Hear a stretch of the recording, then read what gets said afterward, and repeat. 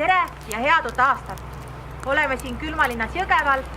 Minu selja taga on vana kaubaladu, kus me 12. jaanuaril kell 1 tervitame soomusrongi number 7 nimega Vabadus. Soomusrongi kinkisid Laidoneri muuseum ja Riigikantselei meie riigile juubeliaastal. Ja siin Jõgeval tervitame siis rongi suurte pidustustega. Esmalt esinevad puhkpilliorkester, segakoor Sõbrahing, sportlike mänge teevad spordikeskus Virtus ja Raul Taul meile juba nii traditsiooniks saanud jääpurikate kasvatamise võistlust.